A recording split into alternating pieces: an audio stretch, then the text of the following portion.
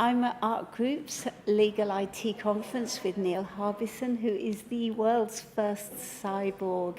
The first thing is it on all the time? It's always on. I decided I would not have an on-off switch in the same way that we can never switch us off our smell sense or our sense of hearing, not even our sight. We can never really stop seeing. Even when you close your lids, you can still see things. So I wanted the sensory organ to be always on. So yes, it's always on. So without it, you are completely colorblind. I see things in grayscale, but I sense color through vibrations in my head that become sounds. And this allows me to go beyond sight. So it goes beyond what I would ever be able to see, because this allows me to sense infrareds and ultraviolets, so it can go a bit more beyond human sight. That's fantastic. So what does this look like? So this looks in grayscale, but then I listen to it in F and silence. So this is a shade of I guess a shade of black or Yes. very, very, very dark color, because Yes. it's almost silent. And then this sounds a shade of red, so it's a shade of F. Absolutely. F.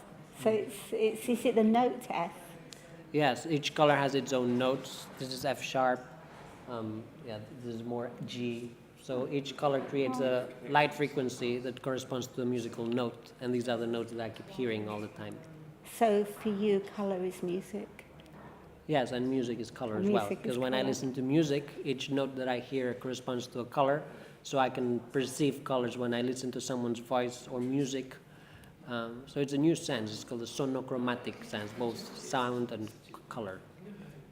How does it work with upgrades? Because you have a technology that's permanently implanted. So I have Bluetooth connection that allows me to connect to other senses. So I could connect to new senses that are outside my body, and then I could perceive more colors. So I could upgrade my senses by connecting to external sensors. And that's what I'm exploring now, connecting to satellites so I can sense colors that are way far from here, and then also extending it to far ultraviolets and far infrareds. So that's how I upgrade my senses through the internet.